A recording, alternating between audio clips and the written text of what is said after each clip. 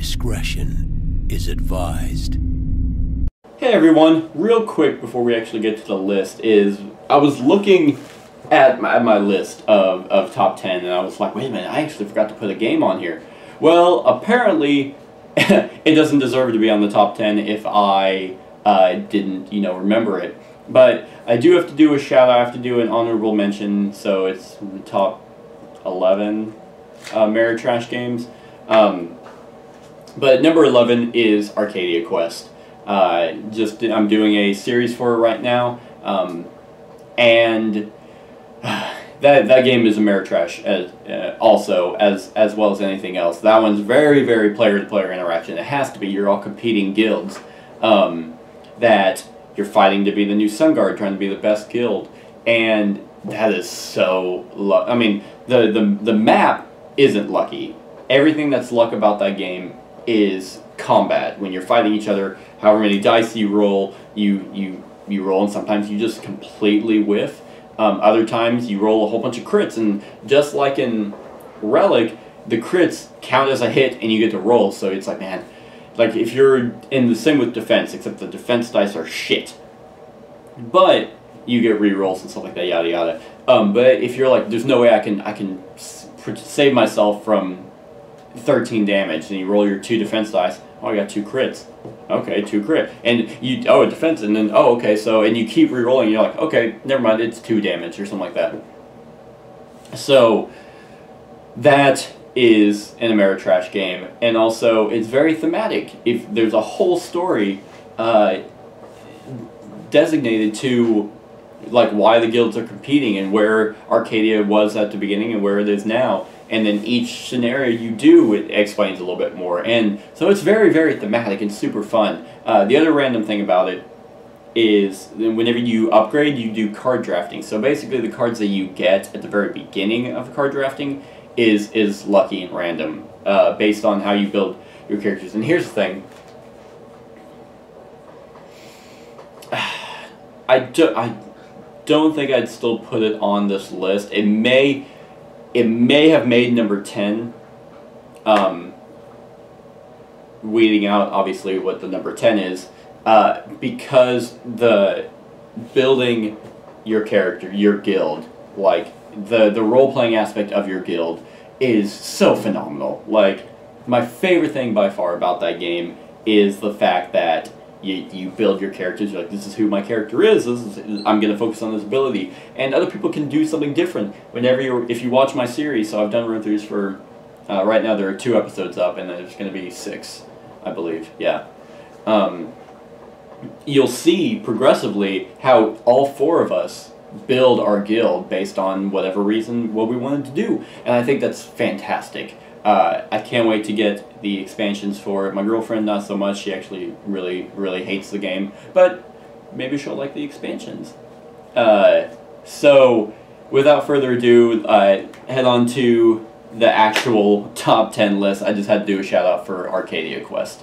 Hey everyone, welcome back to another top 10. And this one is my top 10 Ameritrash games. Now, first of all, I have to do the whole thing on, it's not Ameritrash, that's offensive. Well, it's really fucking not. They are trashy games. They are, Ameritrash games focus on moderate to high levels of luck, a lot of player-to-player interaction, so there's a lot of shit-talking, and thematic. So, now to cut the theme out, because that's not the trashy part, it's the player-to-player interaction and the luck. So, they're not streamlined, logical games. Shit just happens. So, it's Ameritrash, and it's for those that get offended by that word, then that's why that's retarded. That's stupid to be offended about.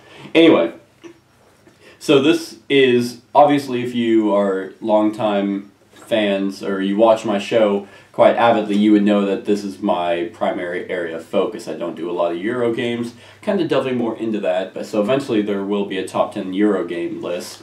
I have to play more than 10 though. And so this one was actually very difficult, and it was also really difficult to think of games that, because Ameritrash games don't have to have all 3 of those elements. There are co-op Ameritrash games, and trying to decipher and weed out what would, you know, classify as Ameritrash, and then also go on this list, this top 10, because, you know, I have at least over 100 games, and not all of them can make it. So I narrowed it down to the ones that, if you've seen my top 10 games of all time, there obviously are going to be some that make it on this list. Just where? I don't know. And right now I'm even looking at my games. I'm like, you know, that one probably could qualify, but it's once again narrowing it down to my top 10 of all time. Like, if I can only take 10 Ameritrash games, these are the ones that I would pick. Anyway, so without further ado, let's go ahead and start with number 10. And my number 10 is Merchants and Marauders. Now, first of all, if you've seen my top 10 games I hate, the first one, not the revised one, then you'd be like, wait, that was on that list. Well, revised edition took it off because I realized, you know, I actually kind of enjoyed that game. You know, the first time I played it, it was bad, but I think it could have been a plethora of things. It could have been, you know, just I wasn't in the mood for a pirate game, or I was expecting something different, or who I played it with. And so I played it again and had a blast. It's probably one of the best pirate games out there. And so to make it Ameritrash, there you have the player-to-player interaction. And there's really not, I mean, you can have a strategy in any luck-based game, but there's still luck that gets thrown in there. Sometimes it goes your way, sometimes it doesn't. With Merchants and Marauders, almost everything is also random. Like, all the events that happen, all the, you know, resources that go everywhere, all the rumors that are in that game, all of it's random. And then not only do you have to go somewhere and try, like a rumor, you have to go somewhere and roll dice to see if you succeed. And I mean, there you go. It's luck based. Sometimes you don't find it, sometimes you do. With combat, that's all luck based. I mean, yeah, you have some cards that you randomly get that could modify how well you do, but in the end, you're still rolling dice to try and make it as best as possible. So, and there's a player-to-player interaction. There's no co-op in that game. You are either pirates, which you can then seek out those who are playing as merchants, or I guess technically you could all be merchants, but then you're fighting for the resources and selling and stuff like that. So a lot of player-to-player interaction, and it's because it was actually considered to be a game I hated at one point. That's why it's at number 10. But still, I actually love all these games. Like, it was actually very difficult. But going on to number 9, and I used to have a run-through for this on my channel, but then that was a really, really badly done run-through, so I took it off and plan on doing it again later. But that is RELIC. And you might be thinking, but RELIC is pretty much Talisman in space. I mean, fair enough, I guess. Like, the board layout is all the same, and you have the middle, outer, middle, and inner tier, but I feel like they play actually completely different. Yes, you have your different decks that correspond to the different areas of the blue, red, and yellow, but I don't know, there's something about Relic. One, it's Warhammer, so it corresponds more to that universe than a fantasy universe, and with that one, it is 100% random. You roll to move, so that's random. Then you move, and then you, but I guess you do have to play with an expansion to actually have player-to-player interaction. You can't actually attack each other, but it's one of those games that it is very much thematic in the sense if you know a lot about Warhammer, then you know the final mystery or scenario that you're trying to solve. In the middle, all the creatures that you have to fight, all the areas on the board, what they do and why they do it, and then very, very luck driven with, you know, everything's die rolls. And the cool thing about that game is if you roll a 6, your dice explode, which means it still counts as a 6, but you get to keep rolling. So I've had times where I'm rolling 4 or 5 6s in a row against a monster that I sure as shit shouldn't have beaten. So with Relic, I really like there's the level progression as well, and you get all these benefits and then all the relics that you have to try and get into the middle, and the expansions add quite a few interesting stuff. I haven't played Relic as much as I'd like, but I do know that because it's like Talisman, which is my favorite game of all time, shocker, it had to be on this list. Like, I could easily play Relic, and my friend was, who has been with me since the beginning, whenever I first started playing board games, he played Relic once, and he was really into it. Like, he was just really, he's like, this may be Talisman for me, and I was like, that's really surprising. But, but that is my number 9, Relic. And my number 8 is, I had a really bad experience with this last, but most of the time it turns out really well, and that's Tales of Arabian Nights. You probably actually can't ask for a more luck-driven game. It's 100%. There's not even really a game there if you really think about it. Like, you're taking your pawn and you move it somewhere. You roll a die, and then someone else reads a story to you, and that's just what happens to you. And here's a very weird thing. I've had Eurogamers or other people bash on Ameritrash Games. Like, oh, they're too luck-focused, and you go somewhere and just something happens to you and there's nothing you can do about it. That is all Tales of Arabian Nights, first of all. That is everything about that game. You go somewhere, draw a card from a random encounter, look at a number in a book, choose what you want to do, and even what you choose doesn't even mean that's exactly what's going to happen. So that game is like the epitome of move somewhere and shit happens. And that's it. But it is one of those games that you should never take seriously. Like, you have to go and just be like, oh my god, I thought prank was going to help, but shocker, it didn't. And so, with Tales of Arabian Nights, it's just so lighthearted, so fun, so stress-free, except if you keep getting imprisoned. The last game I played, my friend Luke, who has been in almost all my run-throughs, he was very excited to play it because he hasn't in a while. We all got imprisoned, we all escaped, we all got imprisoned again, and we were just sitting there and we're like, this is ridiculous. Chances of that happening are slim to none. But yet we all got imprisoned based on the stories and that we encountered. And I mean, if you look back at it, it's funny on how we got imprisoned, but yeah, it shouldn't be taken seriously. But my number 8, Tales of Arabian Nights. Now, 7 and 6 were switched at the last minute because of reasons, but which I'll explain now. My number 7 is Mansions of Madness, the 2nd edition, which is actually surprising. I've done a run through for Tales of Arabian Nights. I've done a run through for Mansions of Madness 2nd edition that just went up. The first time I played Mansions of Madness, 1st edition, I absolutely loved it. Now, even the setup time, I love setting up my board games, but that one was like a little bit, it was very tedious. It was very, trying to find all the cards, because there were a lot of cards, and setting them up and making sure that everything was correct, because if it doesn't work, then basically the whole game crumbles, where I've had games that do that. But Mansions of Madness takes that away pretty much, and you build and you set up as you go through the app. I think that's brilliant. I think that is just so, that makes it even more story driven, because it's actors who are actually, you know, reading the words and getting into it with the music and stuff that they can offer. That 100% beats me trying to read it and do voices and make myself look like an idiot.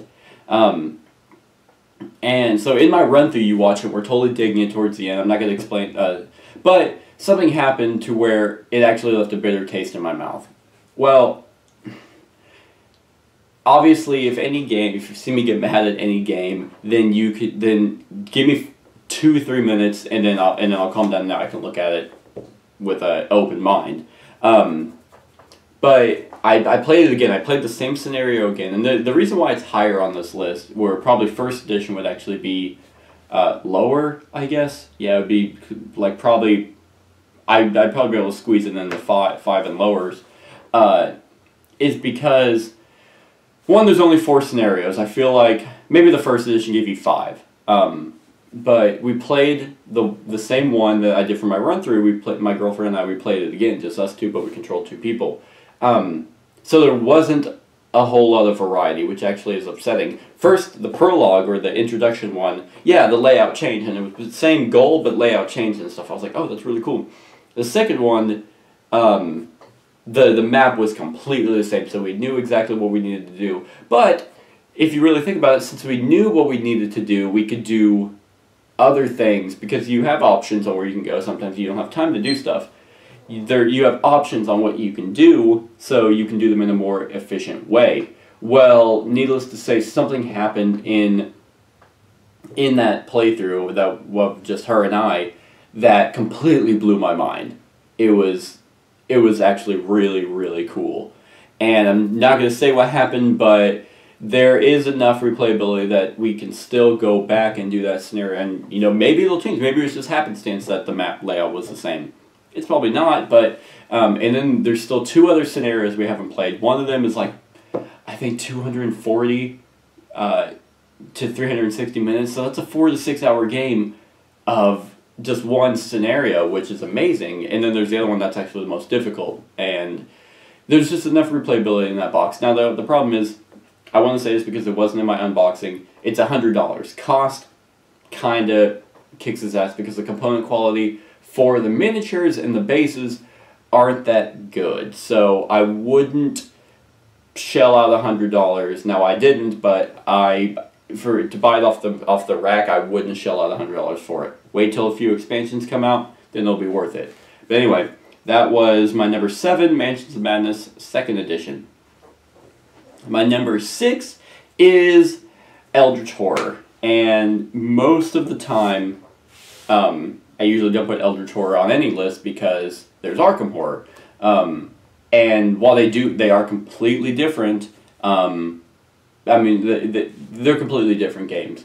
But I put them in the same, category almost. They are Ameritrash games. And the reason why I switched Mansions of Madness 2nd Edition and Eldritch Horror is because of replayability. In all honesty, Eldritch Horror, it's just one of those games where you have all the scenario decks that for each location, and it's going to be completely different each time you play, each different encounters, and it is Ameritrash to its core. And they might be thinking, but there's no player-to-player interaction. Well, that's not necessarily the case. There doesn't always have to be player-to-player interaction. Mansions of Madness 2nd Edition also doesn't have that. Tales is player-to-player. Relic can be, and Merchants is. But it's still very luck-heavy and very, very thematic in the sense that you go to a place, draw a card, and you make checks. Like, oh, it's a horror check, and you test your will, and you roll dice, and you hope you succeed. If you don't, then something bad happens. If you do, either nothing happens to you, which is a good thing, or something good happens.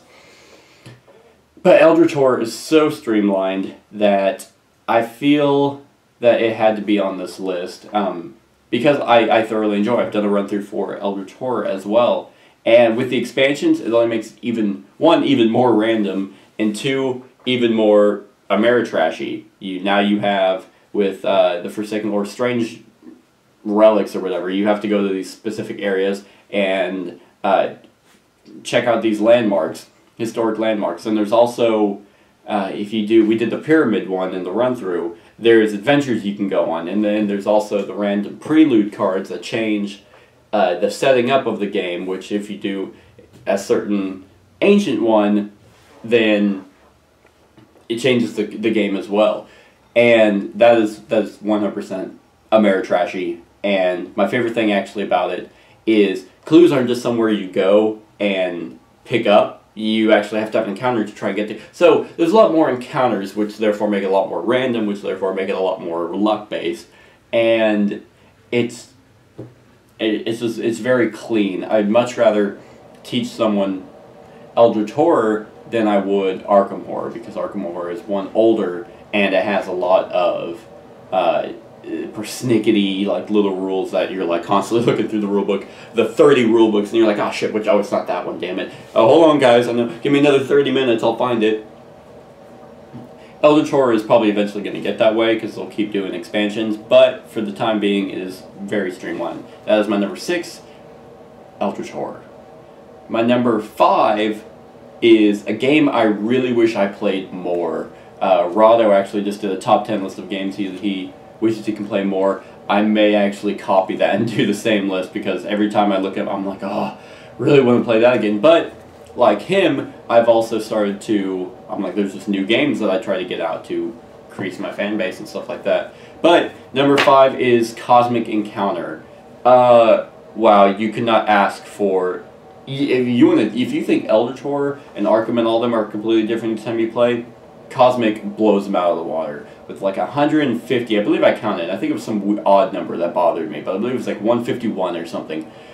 Alien races that are 100% different from, man, they're all different. And they all have, I mean, even you just tweak certain things. You tweak that they're mandatory abilities or they're optional, and when they trigger and when they, so that alone changes it. Then you have the random cards that you get dealt that you are, okay, well, I have to attack you. That's also random, and that's, I've done a run-through, but if you want to talk about a player-to-player interaction game that's very Ameritrashy, it's definitely this one.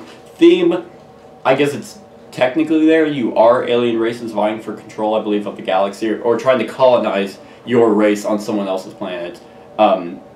That's luck. You're like, oh, I guess I'm attacking, the purple player this time. Oh, I'm sorry, I didn't want to attack you, but I have to. And you can negotiate, and that's all player-to-player interaction. You're like, okay, we can play a neutral card, we can just leave it. I know you didn't want to attack me, but then you can be like, no, fuck you, I'm going to attack you anyway. Okay, and here's the thing. This, unfortunately, didn't make it on the run-through, but there was one time I was playing with, it was me, my friend Micah, Luke, Kyle, and Kat, so there were 5 of us playing.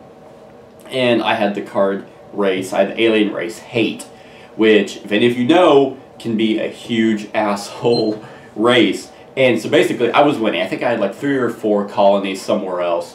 And as anyone should do, of course, I'm not mad about it anymore. But you gang up. Someone that has to attack me. Everyone, of course, helps that person to get colonized, to go up and bring me down, obviously. But they all did it, and at the time I'm like, okay, that's fine, I don't give a shit, I hate you guys anyway. Which is perfect for the race I had. But its ability is, on your turn, you discard a card. I don't remember exactly, but you discard a card, and other players have to discard the same card. And I think it's same type of card. So, or I get to personally destroy 3 of their ships and send them to the void or the warp, I can't remember. And I had I think it was like the morph card, or the card that basically you play and it copies what the other person plays, no matter what it was. I had the only copy, discarded it, no one else could do it, and I did that right after they all ganged up on me. So I basically destroyed all their ships off of my planet, and then destroyed them everywhere else, so they had like 3, they went down to like 1. Oh, so satisfying.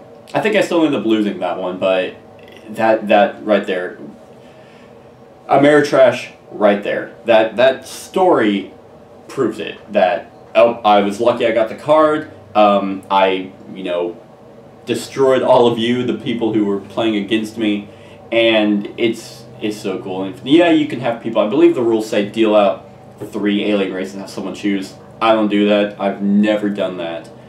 Any game that says deal them whatever this many cards and let them choose, no, it's all random. It's always random. So Cosmic Encounter it'd probably actually be lower if I've played it more. Man, I really want to play it now. But anyway, number 4, this one actually surprised me that it was an Ameritrash game, and I guess it kind of makes sense with everything else except for the luck base. But it's Twilight Imperium. Yeah, Twilight Imperium. God, it'd probably be my number 1 if it wasn't so damn long.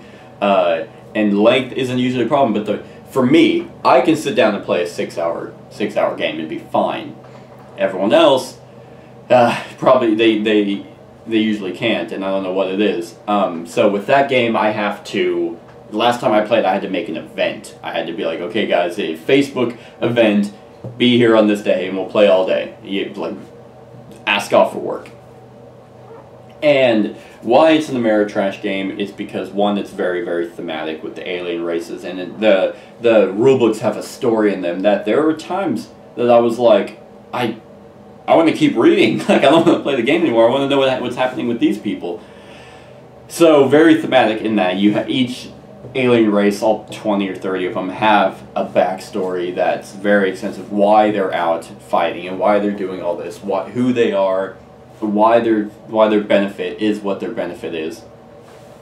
And that one is obviously player to player. It's a very strategic game. Now you may be thinking, but there's no luck. Well, I guess there is. One, you're rolling dice in combat, but who you use to attack with and how many...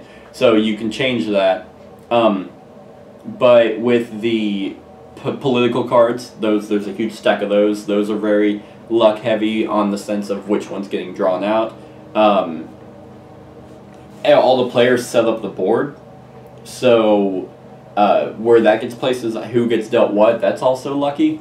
And if you're playing with specific variants, the one that comes to mind is Distant Suns, I think is what it's called.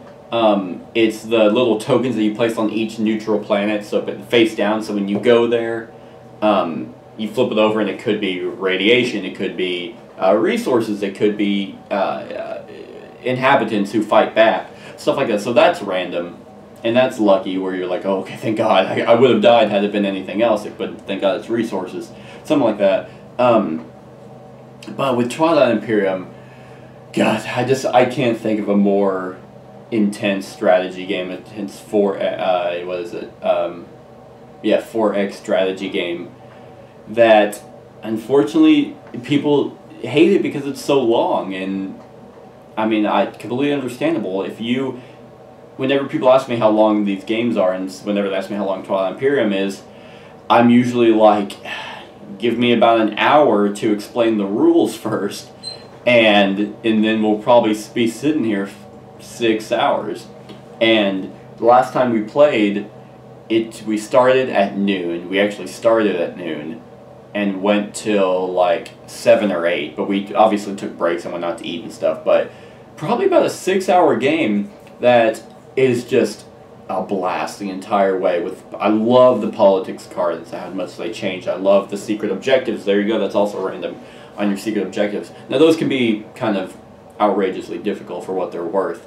But there's just so much to this game that really, once you get down to it, it's actually kind of simple on how you play. It's just a matter of how many variants you add to where it can bog it down, but you pick the right variants and you're good.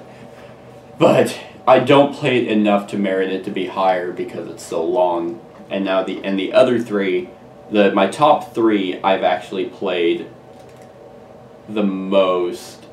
3 maybe not, but number 2, number 1, I've played probably the most out of any game I actually own. So that was Twilight Imperium at number 4. We'll do a run through for that at some point, whenever I have 6 hours free to actually record. But my number 3, and actually the rest of them I haven't done run throughs for because they're near and dear to my heart, and I want to make them special. But I've done run-throughs for Cosmic Encounter, Mansions of Madness 2nd Edition, Eldritch Horror, and Tales of Arabian Nights. So 4 of the 10 I've done run-throughs for. But anyway, my number 3 is Battlestar Galactica. Now I believe it may have actually been number 3 on my top 10 games of all time. I can't remember.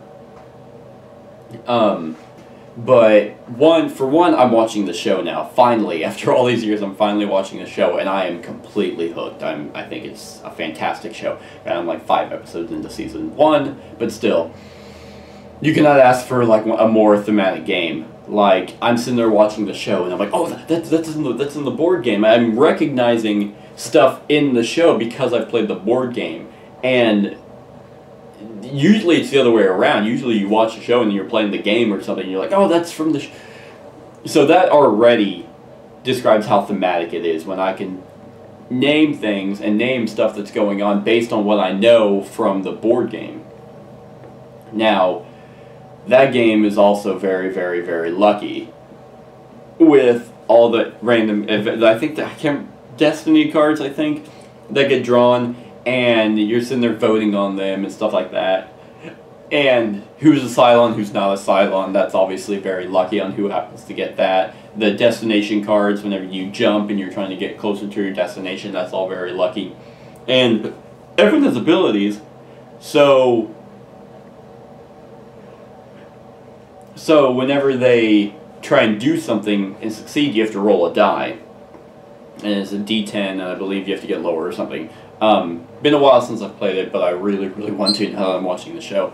But what you roll, and almost anything with dice is almost going to be Ameritrashy in a sense. Not always, but you could make that argument. So that's very lucky in the sense of you're trying to succeed and sometimes you don't. But man, it is such a stressful game. Last time I played it, I think there were like 6 of us and we were all getting into it.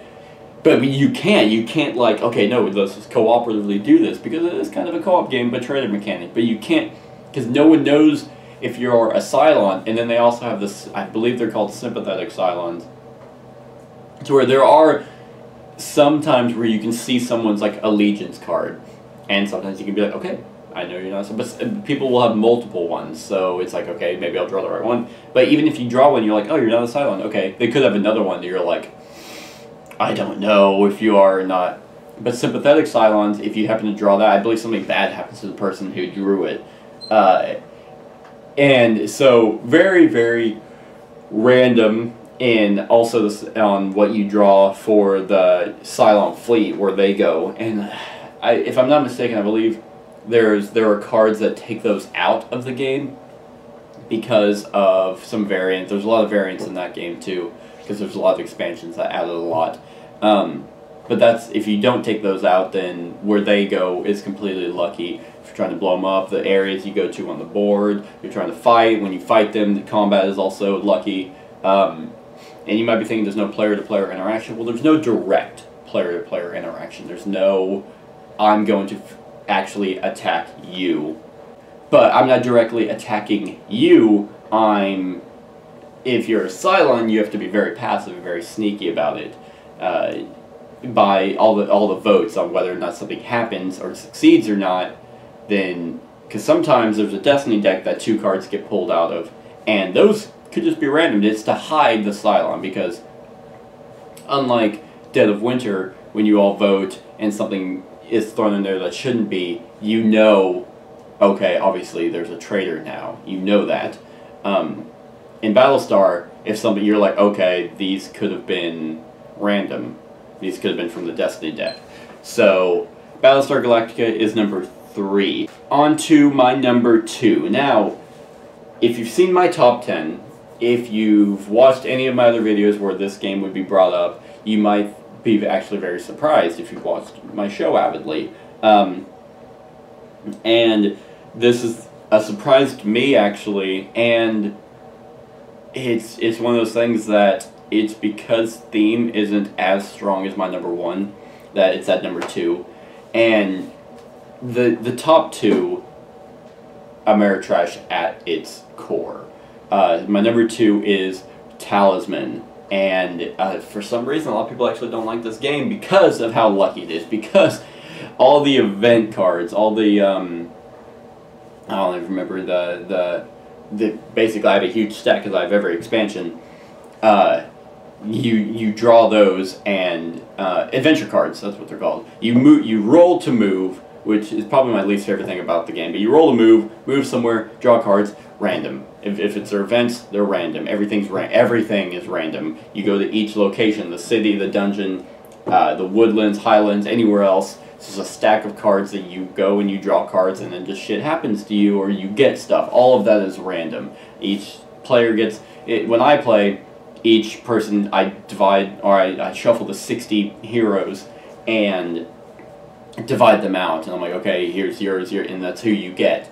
And so every place that gets put on the board, everything is random. When you fight, yeah, you have your cards now that help you win, but yet it's still on a die roll. Now, there are times, probably middle towards the end of the game, where it doesn't matter. You're like, guys, I have 40 attack. This rat is not going to kill me. So But early on, when you roll to fight, but then there are spaces where you go, that you land, and you're like, it's like roll a dice, see what happens. Oh, look, a 1, now I'm a toad. I lose everything. Like, fucking everything. And, or I got a 5, alright, 2 gold, that's cool. So, everything is random. That is one of those games that has high luck. And then, now, it's not necessarily thematic. Now, if you read each story, like each expansion, the rulebook, there's a little, like, a chunk of like the thematic thing. That makes it a little bit better. But if I just threw it on the table and it said, okay, we're playing this game and didn't explain anything, people would be like, is this fantasy Monopoly? Kind of is. Because you just, I'm going to go around and then I'll go in the middle. But still, that doesn't bother me. It's just, I love that game so much because of just how random it is. And then there's also the middle events. You could play the bog standard, just get to the Crown of Command and weed everyone out by casting the spell, but there's hidden alternative endings. And there's also revealed, which I never do the revealed, but I may actually do it next time, because the problem with that game that can happen is when you start the game, you have no direction. You just, okay, I guess I'll just go this way. You don't know, but especially if you're doing a hidden alternative ending, because you don't know what it's going to be. In a revealed, I was thinking, I'm like, oh, that gives everyone an objective to shoot for, while it also being random. So, I may actually do a revealed next time I play, but this is actually probably the game I've played the most of every game I own. Because it was, if we throw away Descent, because Descent was the worst game I've ever played, that was technically the first game I got. And then I went back and I bought Talisman, and here I am. So, I've played it the most, and I played it with the most people, and I just love that game. I can't exaggerate enough to explain why I love Talisman. But Talisman honestly could have been my number 1. It really could have, and the reason why it's not is because my number 1 is Arkham Horror. Because 1, I actually recently just played it and had a blast. Arkham Horror has the same, randomness and everything that Talisman has, but it's more thematic. Like, everything, if you know anything about the Cthulhu universe, the Mythos universe, whatever, Lovecraftian lore, then you'll be sitting there and you're like, oh my god, and you just feel like you're in the town of Arkham trying to fight and prevent all this and control these people, just these ordinary people that just have extraordinary circumstances to fight off the Ancient One, where it's almost everything's against you. But you know each location because you've either know the lore and you're like, I'm going to go there because this is what it's going to do for me. I know that this is a cult, I'm going to go there. And luck all around. It's the same reasons as Eldritch. You go there, you draw a card, read this very thematic paragraph on what's happening to you, make a check. If you succeed, good. If you don't, bad. But with Arkham, it's just, the reason why it's number 1 is because of how thematic it is versus everything else. And because that's actually the second game out of all my games I own that I've played the most. And it's so good, and it's one of those, it's also nostalgic. Talisman and Arkham are nostalgic for me, but Arkham is my girlfriend's favorite game, to where we have a blast just playing it together. I remember we would try and play it 2-player with expansions and be pissed off because we're like, this is fucking impossible. Well, yeah, you're 2 people covering the scope of a town on top of a different section of the town, Dunwich or Innsmouth or Kingsport, whatever, that, of course you can't. You have to be over there to stop that, but you can't because now you beat Arkham. So what we started doing is both of us control 2 people, and it's a lot more manageable. Last time we played, we did it with the Dunwich expansion, which was a blast. Each expansion you add makes it more thematic. The reason why Talisman and Arkham can switch, while yes, I believe Arkham is more thematic, Talisman is a lot easier to explain. Arkham, like I mentioned with Eldritch, has a lot of persnickety little rules that you're looking through the rulebook and you're like, oh crap, I don't know, I can't remember exactly what this does. But they're usually easy to find. And I remember watching Shut Up and Sit Down bash on that game, like their run through. This was a long time ago, so maybe their opinions changed. But I remember I emailed them actually, or messaged them on Facebook asking them a question on why they hated Arkham so much, because they said it's a game where you go somewhere and you draw a card and something happens to you and there's nothing that you can do about that. And how it's not there's no strategy to it because it's all random. Well, that's not the case. You can make strategy out of anything. No, it's not Twilight Imperium strategy. No, it's not Axis and Ally strategy. But you obviously make plans. You're like, okay, this is what each of us have our unique abilities that we're going to benefit from, and this is what we should do this turn to be the best of our ability. And just like with, you know, life, shit happens. Everything doesn't go according to plan. But they bashed on it so much, but then praised Tales of Arabian Nights for it's just, oh my god, look what happens. And I think it's because Tales is a lighthearted story game. Arkham is a dark, gothic, you know, Ameritrash game. So, I don't know. It felt almost, not really hypocritical, but hypocritical in the sense. But to each his own. I love Arkham Horror. And so that's why it's my number one. Yeah, that's my number one. So those were my top 10 Ameritrash games. If you have any questions, comments, or anything about my list, then feel free to put them in the comments. Let me know what your top 10 Ameritrash games are, or were games that you expected to be on this list based on, you know, what you've heard me say or other things I've done. And if you have any suggestions for other top 10s you'd like to see me do, then also just feel free to put them in the comments. Other than that, like, comment, share, and subscribe, and have a wonderful whatever time of day it is for you. Hey everyone, thank you for watching, and I hope that you enjoyed the video. If you want to help out the channel, I have my Patreon link right there. If you want to make some suggestions on board games you'd like to see us run through, I have my board game geek list right there. And if you want to just, you know, like the Facebook page, I have my Facebook link right there. And have a wonderful whatever time of day it is for you.